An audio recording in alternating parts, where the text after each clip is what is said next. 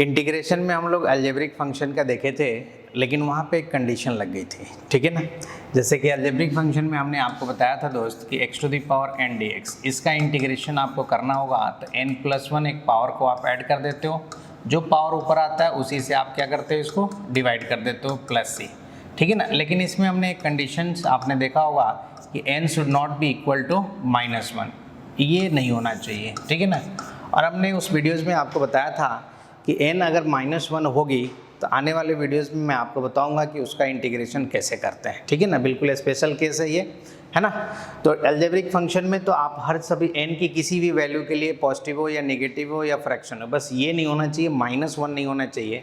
वैसे हालात में आप इंटीग्रेशन जो है किसी और तरीके से करेंगे, इस तरीके से पॉसिबल नहीं है, क्योंकि हमने बताया था n की वैल्यू दोस्त अगर -1 हो गई तो नीचे 0 हो जाएगा, नीचे 0 होते ही वो अनडिफाइन हो जाता है, ठीक है ना। तो इसके लिए एक नई रूल बनाई गई, ठीक है ना। मैथमेटिशियन ने एक नया रूल बनाया कि अगर सपोज मान लो कुछ ऐसा हुआ तो, ठीक है ना, अगर y = x to the power -1 है तो इसको हम लिख सकते हैं 1/x, ठीक है ना। तो बेसिक तरीका समझो, तो फिर ये कहा गया इस रूल के लिए कि अब आप चेक करो कि नीचे जो फंक्शन दिया हुआ है, ऊपर कितना है, न्यूमिनेटर में कितना है 1 ऊपर वाले, नीचे में जो है x है आपका, ठीक है ना। तो नीचे वाले का आप डिफरेंशिएशन करो, नीचे वाले का आप ये बेसिक रूल जो है, तरीका है वो बता रहा हूँ, ठीक है ना। आंसर लिखने के लिए तो डायरेक्ट लिख ही देंगे, ठीक है ना। लेकिन रूल क्या कहता है कि नीचे वाले जो फंक्शन है उसका आप डिफरेंशिएशन करो, तो x का डिफरेंशिएशन कितना होगा 1, क्या वो ऊपर है, तो हाँ है। अगर ऐसा होता है तो आंसर जो आएगा वो क्या होगा इंटीग्रेशन का, तो ln में जाएगा और नीचे जो फंक्शन है वो, तो ये +c, तो ये आंसर हो गई, ठीक है। एक बार और रिपीट करता हूँ मैं, है ना। क्या कहता है रूल, ये कहता है खासकर जब जो बच्चे 13th में चले गए हैं वो, या जो मैथमेटिक्स में इंटीग्रेशन पढ़े होंगे उनको ये बात पता होगा, बट मैं लिख नहीं रहा हूँ उस चीज़ को, है ना, नहीं तो आप एक नए रूल में पहुँच जाओगे। मैं तो ये कह रहा हूँ सिंपल सा, आप देखो जब भी x का पावर n जो है n-1 हो गया है, वैसे केस में आप नीचे वाले फंक्शन को डिफ्रेंशिएट करो, तो नीचे वाले का डिफ्रेंशिएशन अगर ऊपर होता है तो आप डायरेक्ट लिख दिया करो ln नीचे वाले जो फंक्शन जो दिया हुआ है +c, बस यही आंसर है इंटीग्रेशन का। जैसे एक तो यही अपने आप में क्वेश्चन हो गई। अगर सपोज मान लो y = 1/2x दिया हुआ है, तब तो इसका तो चलो ठीक है, कांस्टेंट को आप अलग कर दो 1/x। तो कई बार बच्चे 1/x का ln x याद ही कर लेते हैं, अच्छी बात है, याद करना भी चाहिए। 1/x का ln x हो गई, बट मैं अप्रोच बता देता हूँ कि कहाँ फंसोगे। अगर मान लो सपोज इंटीग्रेशन y dx, तो कांस्टेंट को हम बाहर कर लिए इंटीग्रेशन से 1/x dx, है ना। y की जगह 1/2x है तो 2 को बाहर कर दिए। अब 1/x का हमें वैसे आंसर भी याद है और रूल भी आ गई, 1 का x का डिफ्रेंशिएशन 1 ऊपर है, हाँ है, तो ln x हो जाएगा, ठीक है, +c, क्लियर। तो इसी तरह 1/3x हो, 1/4x हो, उसको बाहर कर लेंगे। 1/x का इंटीग्रेशन अगर आपको याद है तो अच्छी बात है, ln x। अदरवाइज तरीका भी हमने बता दिया, तरीका इसलिए बताया क्योंकि आने वाला जैसे ही क्वेश्चन चेंज होगा, ठीक है ना, तब आप अगर रूल नहीं पता होगा तो आपको दिक्कत आ जाएगी। कोई ज़रूरी नहीं कि हमेशा 1/x ही देगा आपको क्वेश्चन में, क्लियर। तो नेक्स्ट और भी क्वेश्चन की प्रैक्टिस करते हैं, उसमें अपन सीखते हैं कि क्या हमने रूल बताया और कैसे इसको करेंगे। सपोज 1/, दोस्त दिया हुआ है 2x + 3, ठीक है ना।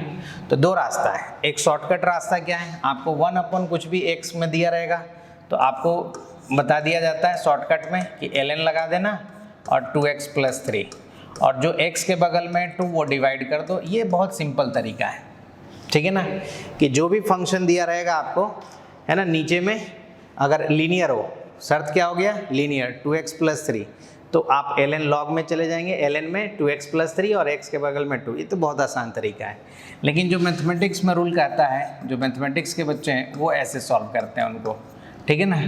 तो इसका अगर हमें इंटीग्रेशन करना है तो वो क्या करते हैं, देखते हैं। 2x + 3 का दोस्त डिफ्रेंशिएशन करो, नीचे वाले फंक्शन का जो रूल कहता है वो वाला। तो 2x + 3 का डिफ्रेंशिएशन कितना हो जाएगा, 2, 3 का तो 0, x का 1, 2, क्या ऊपर 2 है, नहीं है, तो 2 से मल्टीप्लाई करो और 2 से डिवाइड कर दो। 2x + 3, 2 से मल्टीप्लाई कर लो और 2 से डिवाइड कर दो, तो इक्वल हो जाएगा दोनों।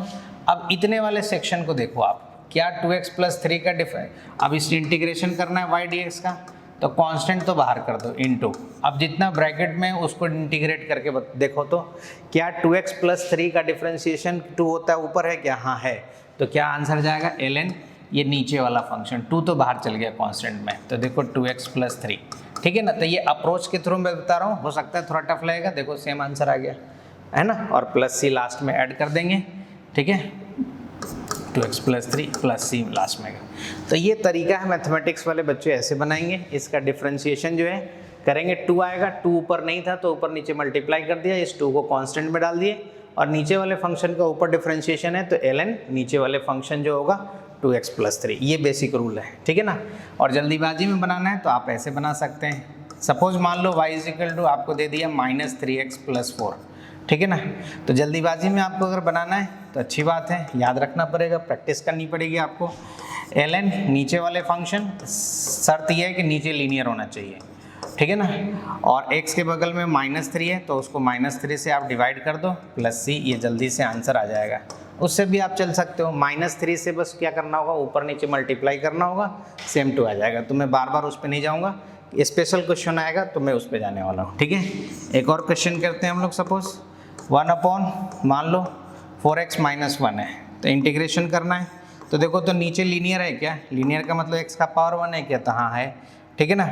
और अगर ये ऊपर जाता है, ऐसे पहचानने का तरीका, x - 1, देखो -1 आ गया ना n की वैल्यू, इसको पहचानने का दोस्त यही तरीका है, -3x + 4 है ना, तो ऊपर -1 आ गया, यहाँ पे भी देखो अगर ये ऊपर जाएगा 2x + 3 तो ऊपर जाएगा तो -1 आ गया, ठीक है ना, तभी ये लॉग में आंसर आएगा, ln में आंसर आएगा।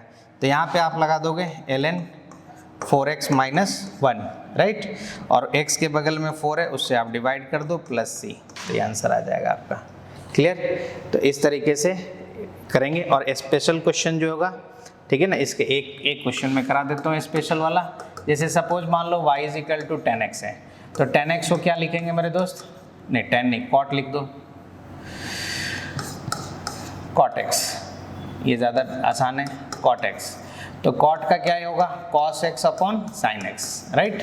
तो sin का आप देखो, अभी इस तरह में अब तुम्हें पता ही नहीं चलेगा कि n की वैल्यू -1 कहाँ है, कैसे है, तो ये फिर दोस्त आपको रूल से ही बनेगा, ठीक है ना। नीचे क्या दिया हुआ है, sin x, क्या sin x का डिफरेंशिएशन ऊपर है, sin का डिफरेंशिएशन cos x है, हाँ है, तो इंटीग्रेशन देखो लॉग वाले में चला जाएगा। यहाँ पे n की वैल्यू -1 नहीं दिख रहा है, लेकिन अगर आपको कॉन्सेप्ट पता है तो इस तरह के भी क्वेश्चन आप सॉल्व कर सकते हो। तो cot का क्या होगा, cos / sin, और sin का डिफरेंशिएशन ऊपर है, नीचे वाले का डिफरेंशिएशन ऊपर है, तो क्या बताया था, ln नीचे वाले फंक्शन sin x, तो देखो यही आंसर हो गई, ठीक है ना। इसलिए थोड़ी बहुत कॉन्सेप्ट का भी पता होना चाहिए, और अप्रोच हमें जितना अच्छा पता रहता है उससे हमें कॉन्फिडेंस इतनी अच्छी आती है, सब्जेक्ट भी स्ट्रांग होती है ना। तो जो भी बच्चे कोटा में स्टडी कर रहे हैं, सेल्फ स्टडी कर रहे हैं या कोचिंग में जा रहे हैं, अगर उनका फिजिक्स में कॉन्फिडेंस नहीं आ रहा है तो ऑफलाइन क्लासेस भी हमारी ज्वाइन कर सकते हैं। कोटा में लगभग सभी जगह हमारी सेंटर है, तो आप कांटेक्ट करके आप इंफॉर्मेशन ले सकते हैं, ठीक है। अच्छे से पढ़ाई करें, ओके।